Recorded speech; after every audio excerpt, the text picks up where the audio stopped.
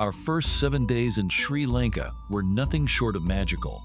We immersed ourselves in the awe-inspiring world of ancient Buddhist monuments, stood in the shadow of the legendary Sigiriya Rock Fortress, and ventured into the wild heart of Wilpattu National Park.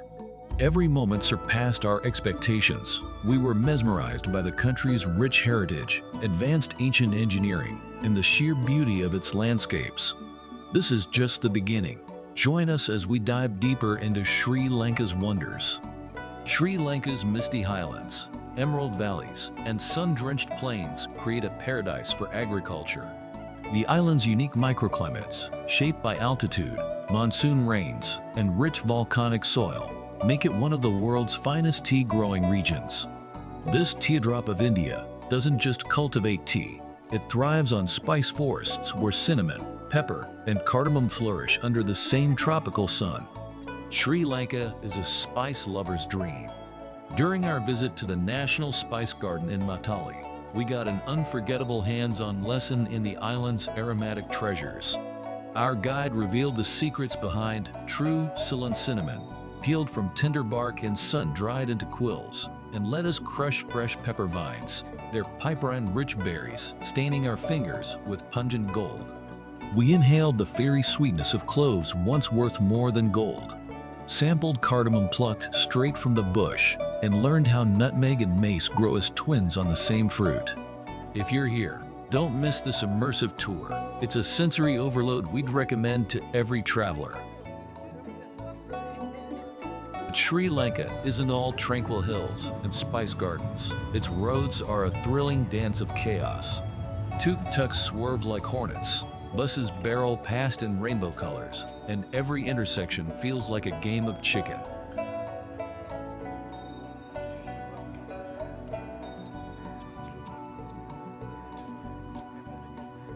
The mist-cloaked hills of Kandy cradle Sri Lanka's most sacred treasure, the Dalada Maligawa, or Temple of the Sacred Tooth.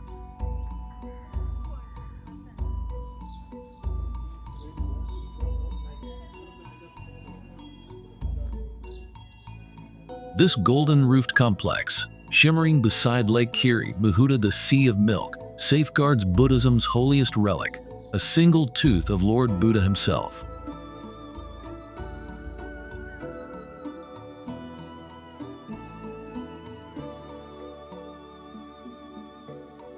Legend says the tooth was smuggled to Sri Lanka in the 4th century AD, hidden in the hair of a princess fleeing Indian invaders.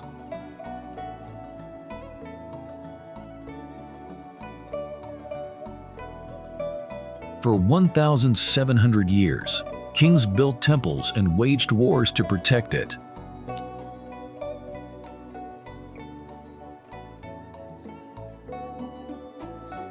Today, pilgrims flock here at dawn, bearing lotus flowers to the rhythmic thunder of Huisi drums.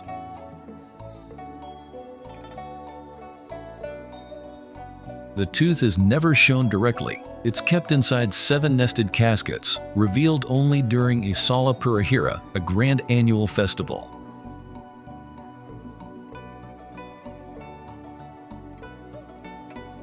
As sunset paints the lake pink, the temple transforms.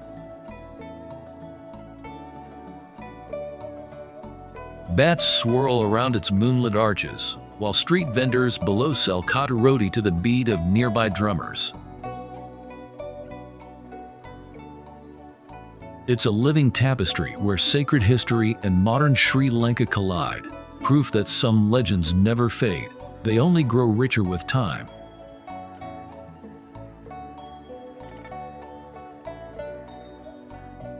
Kandy streets offer more than temples. At night, the air crackles with tourist-friendly fire shows. Though staged for visitors, these spectacles echo ancient rituals.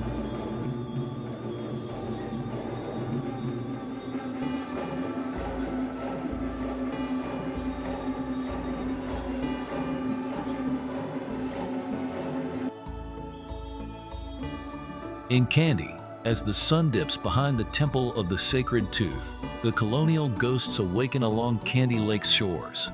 The British-era King's Pavilion still stands sentinel, its white arches reflecting in waters where royal barges once floated. Victorian villas, now cafes with cinnamon-scented tea, line the promenade where planters once strolled with their parasols. Locals feed egrets as twilight gilds the lake's famous golden fence, and the night's first fireflies mimic the temple's oil lamps. The Royal Botanical Gardens of Peradeniya aren't just a garden.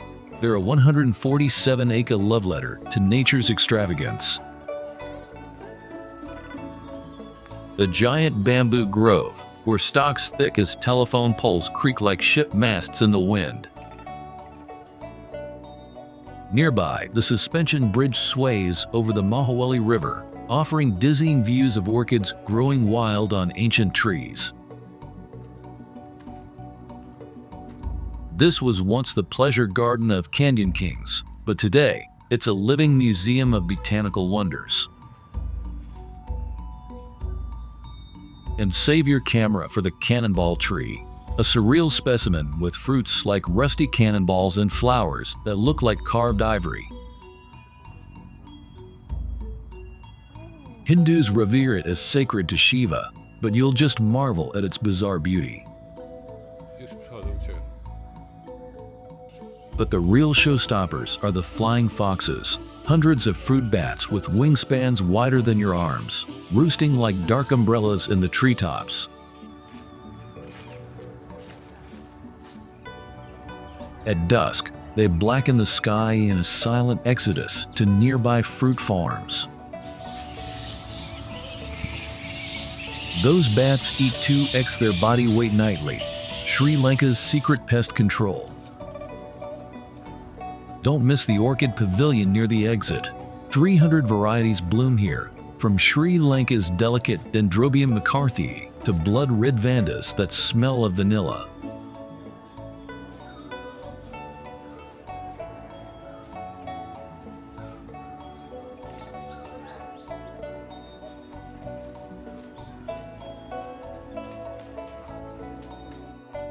Leaving Kandy's chaos behind, we found a slice of heaven near Hatton at Princess of Dickoya Homestay, a tea plantation retreat run by a family whose hospitality feels like coming home. Their 9.7 out of 10 rating isn't just a number.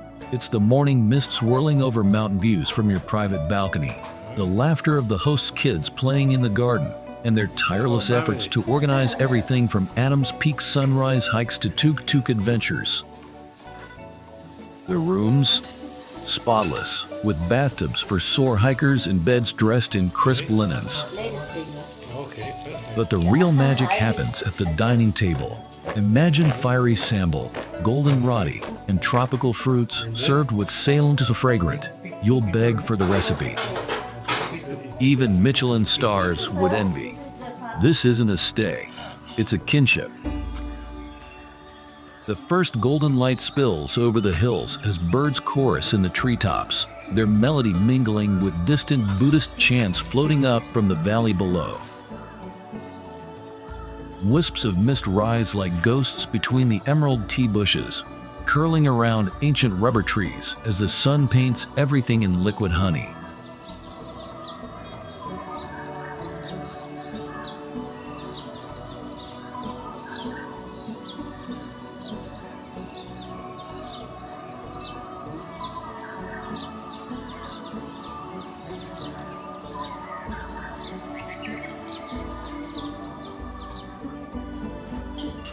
The family's joy is contagious, whether they're packing your picnic for hikes or teaching you Sinhala phrases over Iraq cocktails.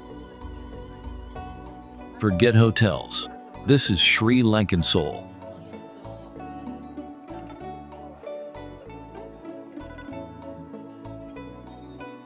This is a landscape stolen from a dream. Endless rolling hills, a patchwork of manicured tea fields and wild jungle stretch to the horizon, where the morning fog still clings to the mountaintops like lace. The air is cool and sweet, thick with the scent of damp earth and fresh tea leaves.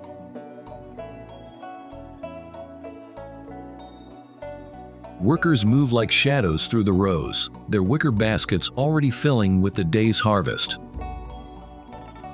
And then, the magic moment.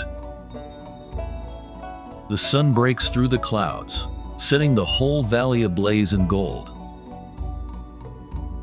The mist dissolves into diamonds, the tea glows neon green, and for one perfect second, the world holds its breath.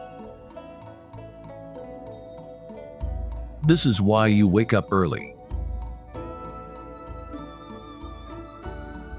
This is Sri Lanka's heart.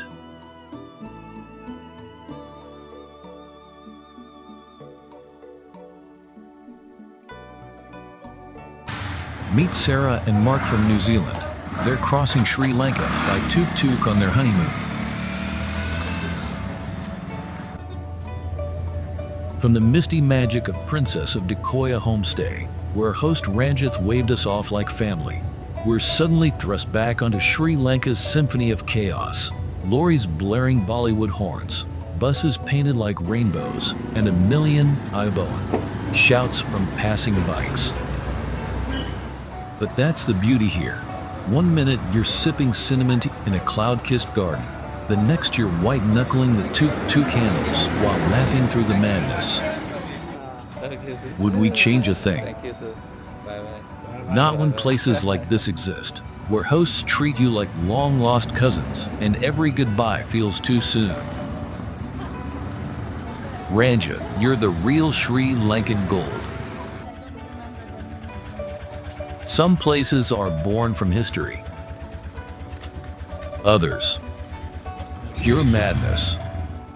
The Ambuluwawa Tower looks like a wizard's lair crossed with a M.C. Escher drawing, a spiraling white cone jutting from emerald tea fields, wrapped in staircases to nowhere. Built in 2000 as a Buddhist biodiversity park, its architect clearly thought, what if we mashed up a stupa, a lighthouse, and a roller coaster?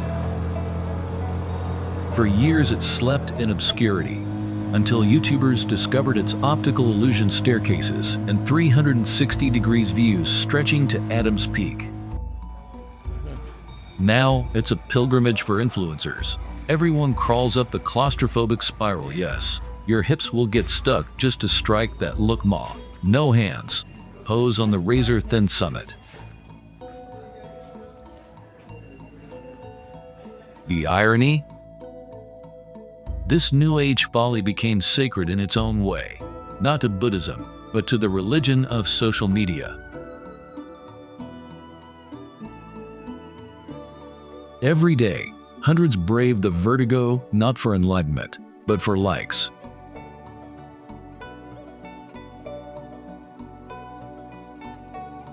Yet here's the magic. When mist swallows the tower and you're alone between clouds, even the most jaded traveler feels it. This place shouldn't exist, and that's why we adore it.